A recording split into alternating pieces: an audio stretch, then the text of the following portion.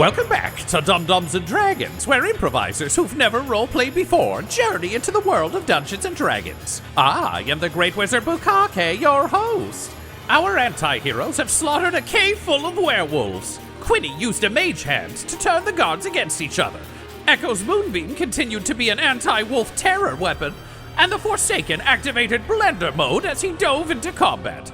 But what will our heroes learn as they interrogate a dead tiefling?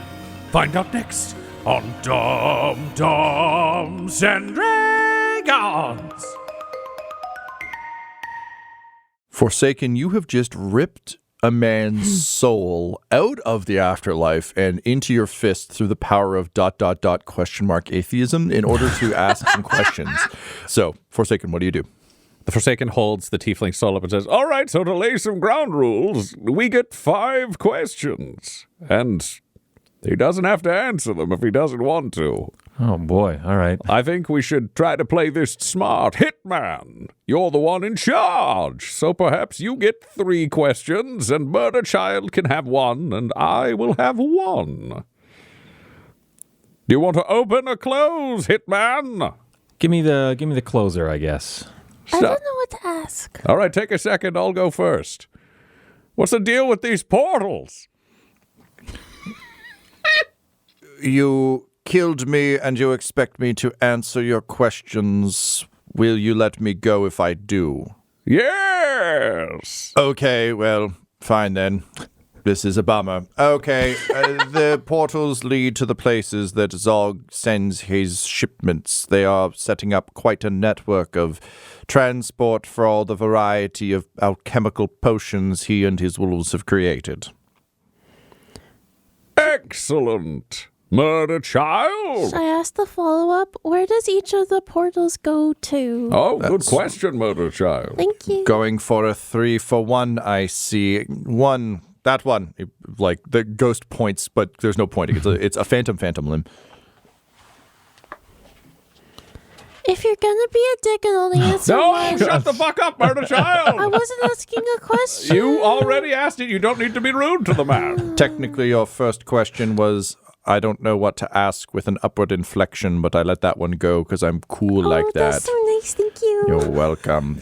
Thank you. That portal, and again, he's pointing, you can't see where, but you can figure it out. One leads to Candu Hallow's funeral arrangements in Baldur's Gate. One leads to the Verdashir Academy in Little Kalimshan. And one leads to Baldur's Jackalope, the store in the Wide. Ooh, I am a ghost, sort of. Great work being So I'm sort just of a trying to ghost. have some fun with this before my soul disappears into the magic weave. Thank you so much. That was very kind of you to answer the questions thoroughly. You're welcome. Mr. Hitman, what do you want to know? Where is Zog? He is likely within his den deeper inside. I do not suspect you would find him in the lab. He spends very little time there. Can you describe for me the rest of this base? Ahead, you will find the lab grounds. This is where the potions are mixed and built. Off of that, you will find the hostage room where the prisoners of Zog and his lord are kept. Off of the other exit from the lab, you will find Zog's den along with his best and brightest. Before you ask your final question, Hitman, I have a potential question for you. I think yes, declaratively, I think if we ask any questions in his presence, he can elect to answer them. That's correct. And take our questions away. He's been very polite, which is why I'm going to write this down. He writes it down in a note that he keeps away from the ghost. Ghost is doing the trying to read over your shoulder. I want to see it. No cheat Put it sheets. on my clipboard. Oh, my That's not clipboard happening. burnt up. No, That was a just a nice second. clipboard. He writes it, he hands it over to you, and he's just said, I hate morality, but do you want to know if there are any booby traps that would kill all the hostages? Yeah, and Quinny would just nod and say, do you know of any traps whatsoever deeper into this base? I do. And he disappears. Yep. All right. Well, then we just know we'll have to be careful about that. Yes, fuck the hostages. I agree. That's not what I We said. don't know who the hostages are. Yes, we do. They're the families of Nine Fingers Keen and all the other people who said they'd had family disappear.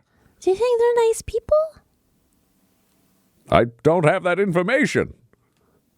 Do you think they're nice people, Hitman? I don't think it matters. I think they're hostages. I think we're going to try to free them. Yeah, I kind of just want to yes. kill Zog. We're definitely going to do that too. Maybe saving the hostages is a sub-objective. I think I'm going to bump it up to the main objective. So it's okay if Zog still holds Dustbird Hill. Do you think if we kill, or that's what I was to kill the hostages? Sorry, I mean, that would be a bold choice. It would draw the ire of everyone. do you think if we freed the hostages first, then they might help us kill Zog because they're so mad? I think if we freed the hostages, we might even get help from all the people who have been kept in place and in check, like Or we Nine would Fingers. free them, bring them into combat, and they would die. Essentially, us killing them. So what do you guys want to do? I think we should free them first because if we have a big combat and they don't get free, then maybe like they'll just die during combat anyways because they can't go anywhere. Ah, yes, they could starve to death. A depressing one. Not at the end of a blade or a hammer. Instead, nothing. So we go to the lab, because realistically, that's before everything. Yes. Keep your eye out for booby traps, Hitman. I will. Otherwise, their deaths will be on your conscience, because I don't have one. Yeah, got it. And maybe do a little better than you did back at the house. Back at the house? Yeah, do you remember that house that we went to and you missed like all of the traps? And then Butthole got really mad. Oh, yeah. I do remember that. Thanks. I'm going to go now. You two stay back here and see if you can learn anything else. Excellent. Sometimes reminding people of their failures is a good motivator. I'll take your word for it. No Gartok. All right. Quinny, roll me a stealth check, please. 19. Nice. So 15 on top of that. Great. That's the 34. 34. That's the 34. Yeah. You make your way you. further into the sort of cavernous structure, and you enter into a much larger space. So there's a little area that has like floor mats and little brushes and like a couple of just pools of water to like clean your hands and stuff in, because it's clear that they don't want you tracking all that warehouse in. The tracks kind of continue forward to a small junction area that's been carved out of the stone, where you see a lot of other carts and things set up, but it's clear that potions are coming out of here.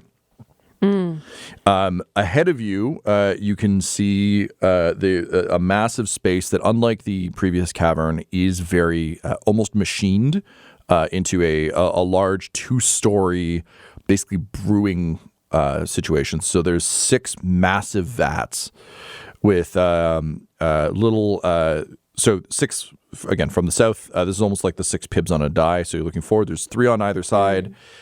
Each has a little staircase leading up to the top of it on the inner side, so facing inward. You can see even from here on the back, there are 3 taps attached to the back of each of these cauldrons, or these massive brewing tanks. There is a walkway, sort of like on the second story, that goes between all of these vats, so you can kind of walk around and look into them. At the far end of the room, again, it's 2 stories. On the bottom floor, there's 2 labs that have been sort of carved out of the north end of the wall. You can't see what's on the top one because you're on the ground, but on the one that's on your level, you can see a big cage with an owl bear and 2 wolves kind of walking around taking notes and doing stuff. A lot of lab coats going on down here. Is the owlbear in the cage? It is in the cage. Okay. Yep. And he's like flat on the, like, it's not like sitting there. It's like odd, like looks either sleeping or dead on the bottom of the cage. As the wolves kind of take notes. There's a bunch of tables and all the alchemical shit you would expect, vials, little burners, all that sort of stuff. Along the left wall, you can see a tunnel exit that presumably leads to where the hostages are. At the northeast corner of the room, you can see another tunnel which has been again properly machined out a bit. So where the one to your left looks like a natural formation, this one has like a proper entrance and has been reinforced and presumably leads to the den. So given what you're most interested in here right now, from the south, you can see there's one wolf patrolling on the scaffolding, or the walkways rather, between the vats. They're walking north, so their back is to you. On ground level with you, there is a wolf on the middle cauldron to your right, is up the stairs and is stirring it with a giant stir stick. In the northwest corner, there's another wolf up a set of stairs, brewing with a big stick. And at sort of center west, there is a wolf filling vials off of a tap at the back of the brewing vat. The air is thick with a variety of horrendous smells.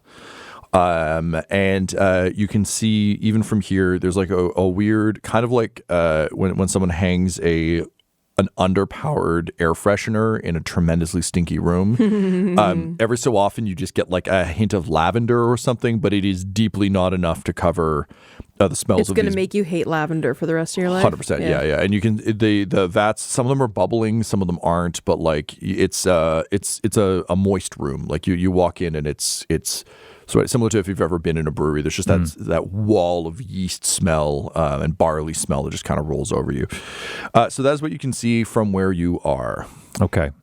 So going back to the lock and the canal that we first came into, there was kind of like cover of darkness and things like that to our advantage. And then the next room there was cover of sound. And it seems like there's cover of smell here. Correct. What is the sound level like?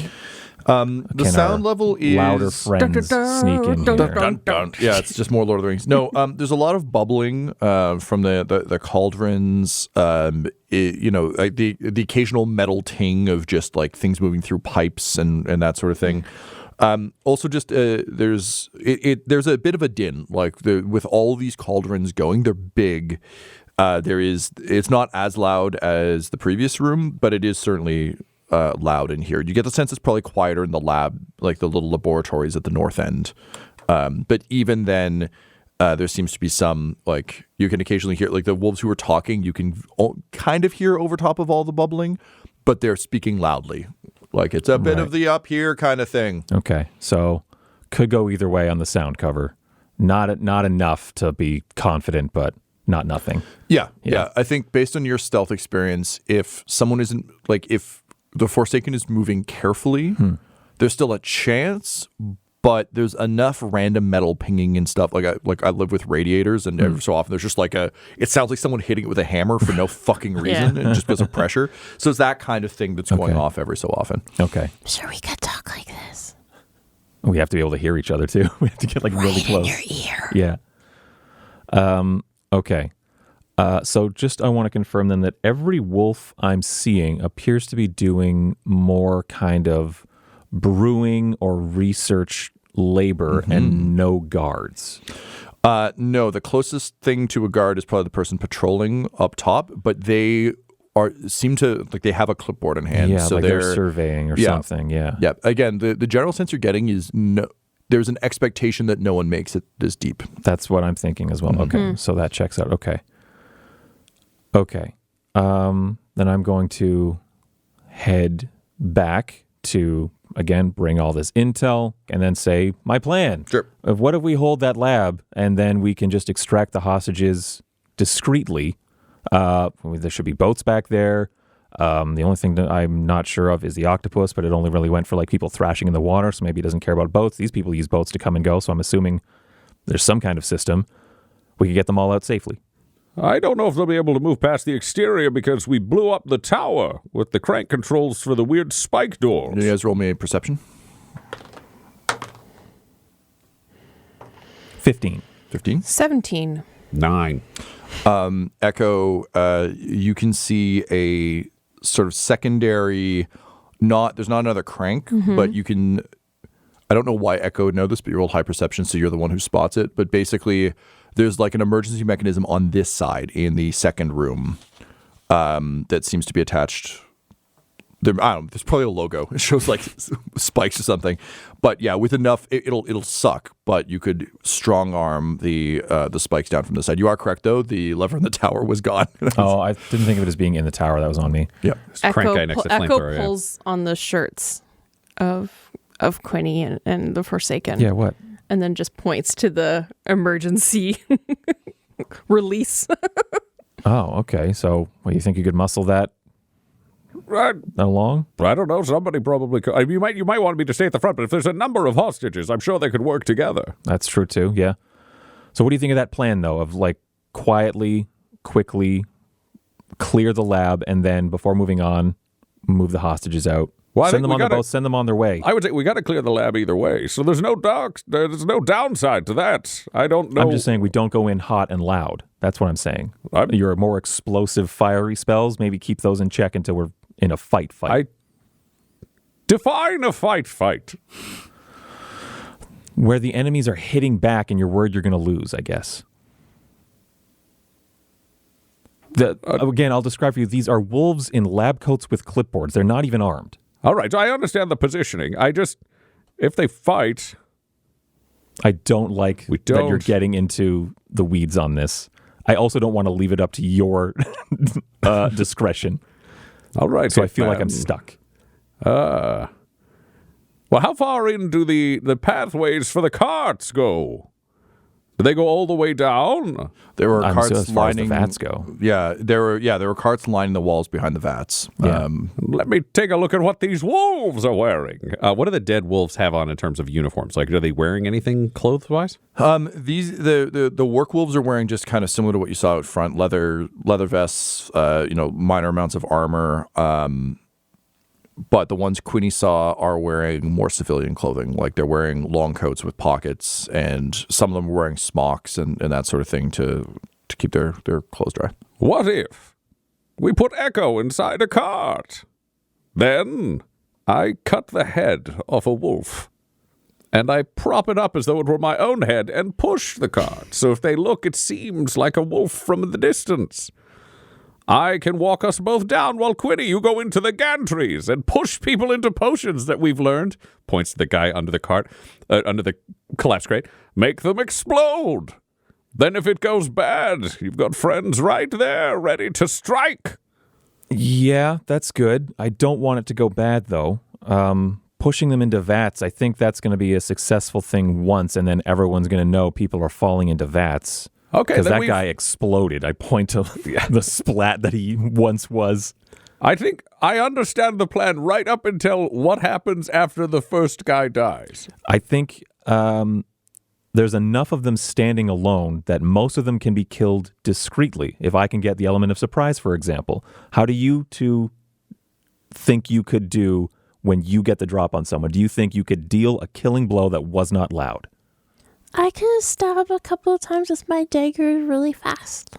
I'm not quiet. Okay, then you are going to be wolf's head on your head, pushing a minecart duty, I guess. Great. Okay. So you go to work, ripping off a head. Oh, yeah. I'll hammer the torso flat so I can just pop it off and it looks like a bust. Like it's just below the shoulders. So I can push my shoulders up and just tuck the head in like a turtle and just wedge it on top of his head. He takes off his beret because he doesn't need to get that all wolfed. Yeah. So he's wearing it like a bad Halloween costume, and he throws the vest on over his armor so he can keep his arms low and in close to his chest. So it's mainly vest and wolf head. I see your vest. Okay, so you're wolfed up. Echo, you're in the cart. Yeah. So it seemed to me then that based on this plan, Echo's going to take out the one who is at the taps, who isn't up and over a vat. That sounds right. Quinny, that means that you have 2 wolves stirring vats, 2 wolves in the lab, and 1 on the walkway. I'm going to go for walkway first because it sounds like he's the highest up and he can look down on everything else happening. So I would like to try him first. Okay. Walkway's in the middle? The kinda? walkway is across everything. It's basically a grid connects to all the vats. Yeah, There's Gotcha. like the above gantry So kind of it's- scaffolding So walkway. there's like a catwalk that That's it, connects yep. all the vats. Yep, so that Yeah, someone yeah, can okay, walk gotcha. over and take notes and look at all of Gotcha. them. And yeah. I see it. Okay, let's get some stealth then, please. From Echo and Quinny. I can't believe I'm fucking saying this. The Forsaken, you don't need to roll because you are a fellow wolf, and there's enough traffic coming to and from these carts that I really do think, like if you look enough like a wolf and you're not doing anything that would like shake the illusion, they're not even going to notice you because it's just like it's part of the machine. That's why he figured he'd just get the nod. And if anybody's looking for things, it's like business is expected. He'll move normal speed / a little bit slower just so if people are glancing over, they see him to look at instead of Quinny in shadows or off to the side or going up. Echo got 17. 17? Dirty 20. Dirty 20. Nice. Okay. So as you know, the shipments need to go out constantly, and this latest batch is ready, which is good. The werewolves' arms getting a little bit tired from just doing the repetitive action of constantly, like just doing full speed. Like if you've ever seen like fruit packing videos or anything where it's like people who just professionally pack boxes just at like lightning speed. So he's just rapid, like the Tapper video game, just filling bottles, corking them. He's got a little table with a hot wax seal to just keep putting that Red Wolf logo on, throwing them in. And then just like pauses for a second, flicks off the taps, wipes his hand across his forehead, and then it like just feels wet, like too much sweat. So it goes to like wipe his chest, and then his hand comes away red. It has enough time to just kind of look at it before turning to see Echo just smiling and blade coming in and coming out. He slumps to the side where I assume. Awaiting. I was going to say werewolf. he slumps into werewolf hands that dump him in a cart. So yeah. he's immediately out of sight. Yeah. And then the Forsaken will leave Echo to be able to slide the cart forwards, and he'll just step over and just start doing the tap thing in his werewolf disguise. The right number of wolves are in this room. Amazing. Echo will take the opportunity to just paint her face and exposed arms with the werewolf's blood, just As you do. as you do. Yep. Yeah. Okay. So that's one down. Quinny, you've arrived up top. Yes. You land silently on the catwalk. You can see that the wolf has now advanced almost to the north end of the room because he was walking that way when you last saw him. Up here, you can see that there is an additional wolf sitting at a table. Okay. In the lab. This lab has 3 slabs in the center, and you can see a dead human on one of them, whose one arm is just covered in like bright orange, like orangutan fur. And the wolf is sitting at the table noting things, and you can see a number of diagrams pinned up around the walls. Can you roll me a perception?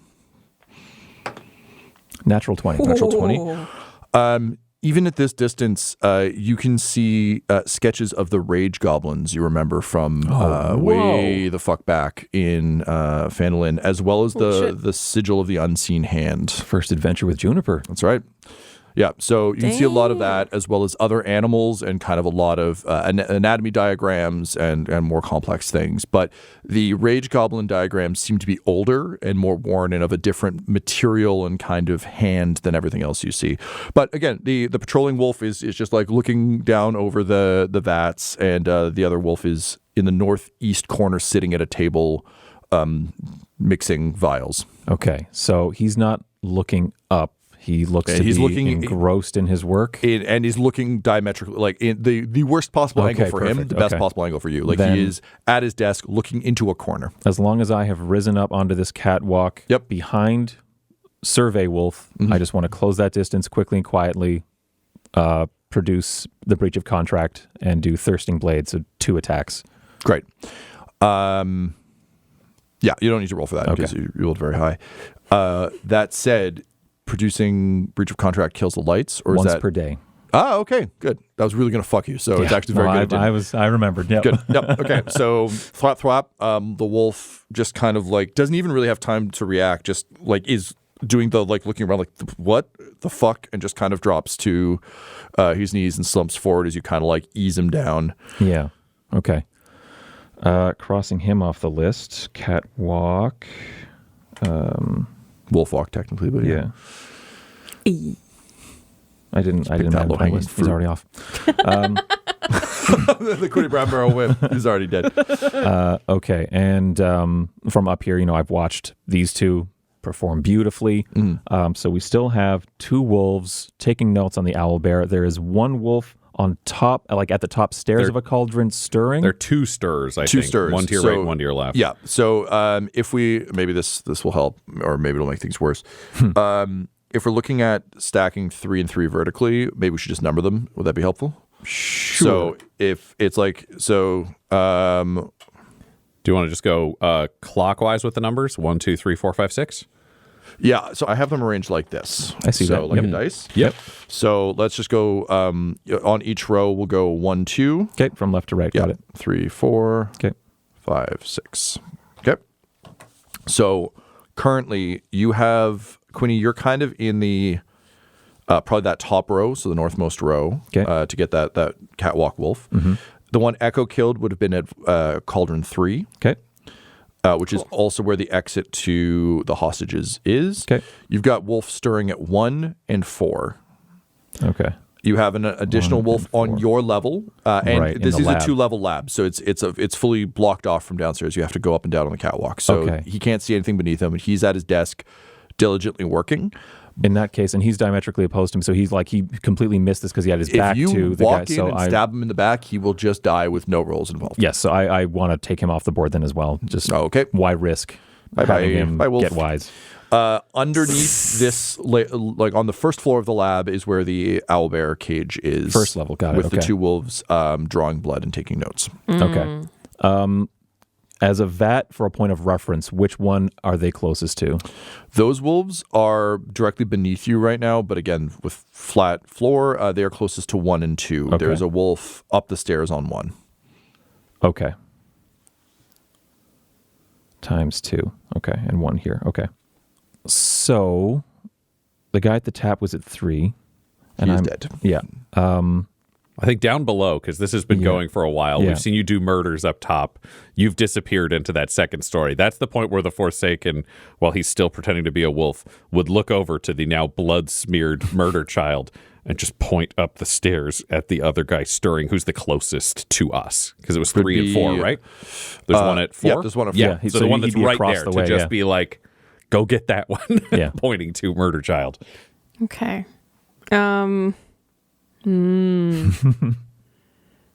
But so far away. It's just up some stairs. Well, yeah, you got to cross the That's true. main floor, though. Across So, the floor, yeah. Can I But have that's where the spent- cart is. so the carts are against the outer walls. Oh. There's a space between, like, if you think about how this was built for their purposes, there's like just open ground between the vats because you need to be able to walk between them.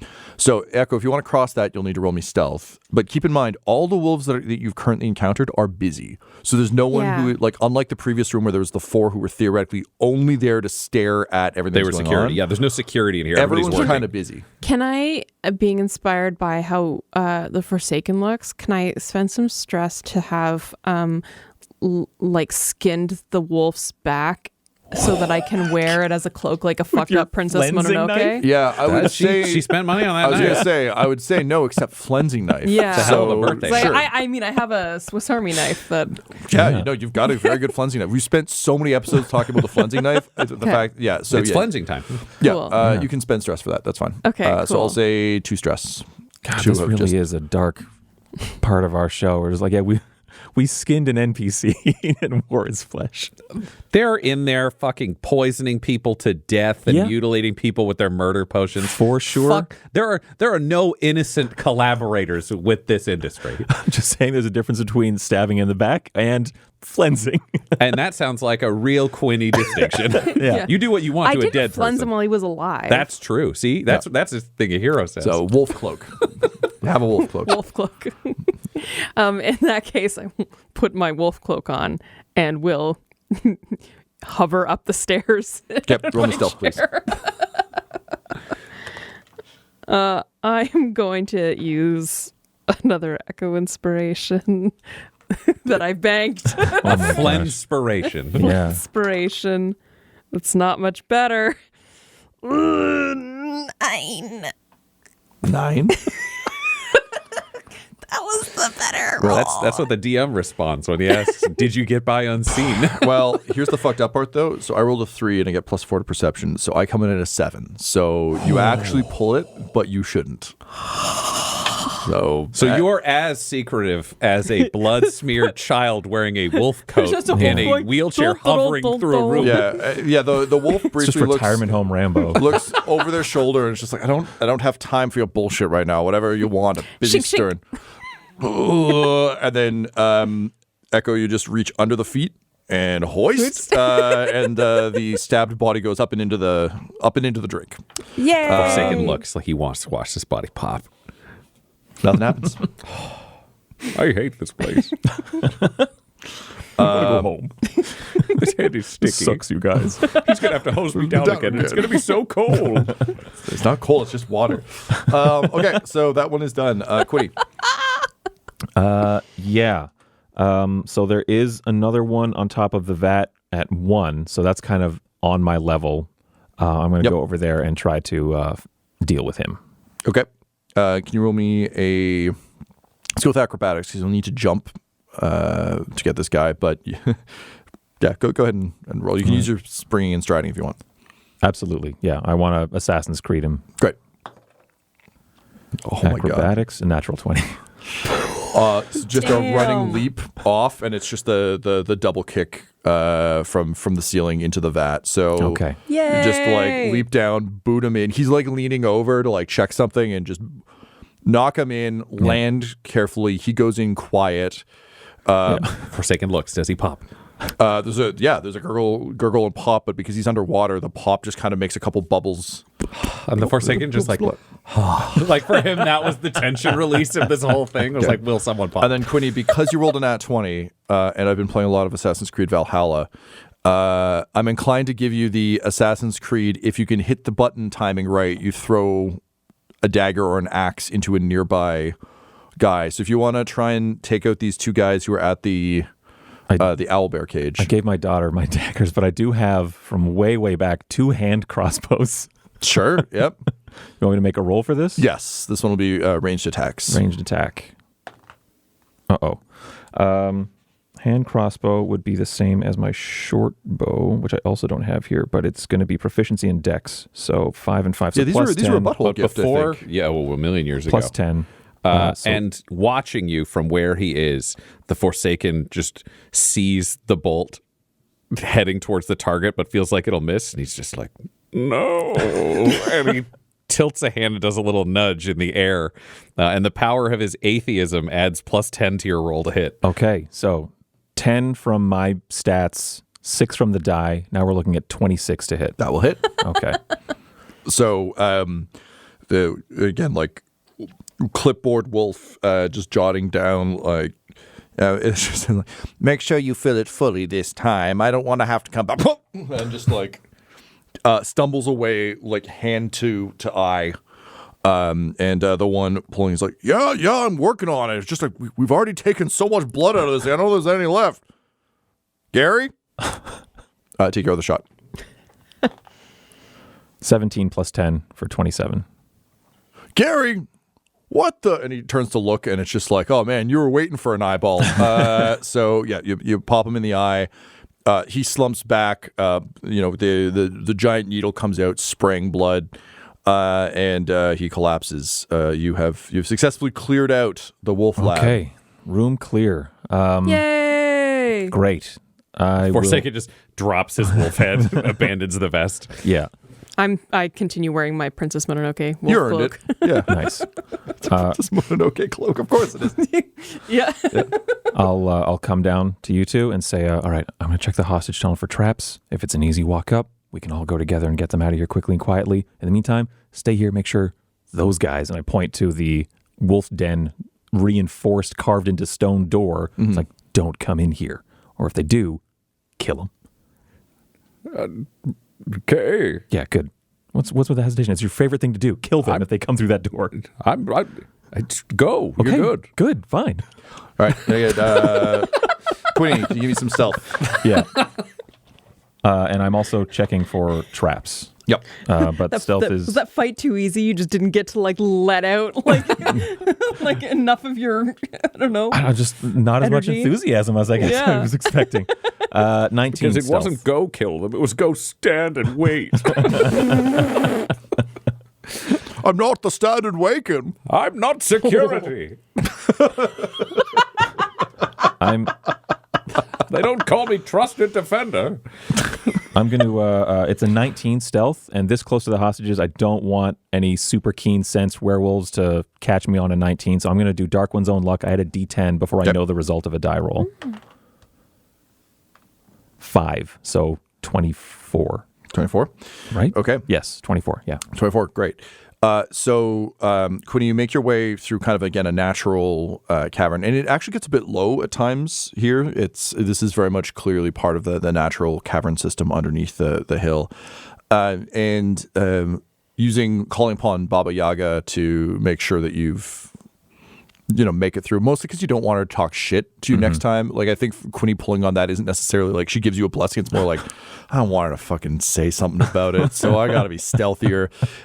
You come out into a large, sort of large domed natural cavern room. And you can hear a creak of chains. And again, you're checking for traps. You're not seeing anything. You can hear a creak of chains. Looking up into this sort of domed cavern, there's a big central lagoon that's kind of shimmering with a vague bluish light. And above you, there are a series of massive, intricately ornate iron bells hanging from chains on the roof. There's about 8 of these things. They're really big and just kind of hanging there. Otherwise, the water, again, you just get that classic blue cavern light thing where there's just like a bit of light coming through the rippling water. And there's the lagoon has a natural kind of shoreline around it. But that's all you see in this room. There's no entrances or exits other than the one you came in. And there are no people? Want to go take a look at that lagoon? Carefully, yeah. Quinny, you creep up to the edge, and the kind of blue water, the sort of bluish light reflects on your face. And looking down, you can see deep underwater, dark shapes moving through, as well as a series of lights. Because deep at the bottom of this lagoon, there's a massive air bubble in which sit several cages and the family and loved ones of all of those who stood in opposition to the Nightmare Lord. This episode of Dum-Dums and Dragons features the voices of Ryan LaPlante at the Ryan LaPlante on Twitter, Tyler Hewitt at Tyler_Hewitt on Twitter, Laura Hamstra at EL Hamstring on Twitter, and our DM Tom McGee at McGeeTD on Twitter. This episode's sound was edited and mixed by Laura Hamstra, and Dum-Dums and Dragons artwork is by Del Borovic, who can be found at delborovic.com. Our theme songs are And Now for That Massive Coronary and Skipping Through the Orchestra Pit Part 1 by Peter Gresser, and our ad music is No Control and Chiefs by Jazzar, JAHZZAR, all available at freemusicarchive.org. When it comes to Dum-Dums and Dice, you can visit our website at dumdumdice.com. Our Twitter and Instagram are at dumdumdice, and on Facebook at facebook.com/dumdumdice. But most importantly, we've got merchandise at redbubble.com/people/dumdumdice, or you can join our Patreon at patreon.com/dumdumdice. That's DUMBDICE. And tune in next week for more Dum-Dums and Dragons. Dum-Dums and Dice has to give a special thank you to the supreme beings of our Patreon at this time: Christopher Little, George Dolby, Gavin and Abby McDonald, Fire Unfriendly, Grandma Likes D&D, Alan, Stabby Stranger, Glitch Trick, Flynn1138, Alarain Okapi, Schrodinger's Pepper, Madre de Gatos, Lady Maiden, Nithrian, Garbo Ape, Sam Schaefer, Waffle Marine, Dagger Rain, Rob L, Dia De Los Hoodless, Squishy Werewolf, Remy Funky Head, Accent Therapeutic Services in Florence, Kentucky, Lael, Shulzari, The Long Family, Jordan Oliver, Richard Wright, Brittany Fenwick, Alex Parr, Dragonfly, Megan Werner, A Man Out of Time, Curtis at FingerTechRobotics.com, Panda24NN, Shendra D, Your homeboy Bones,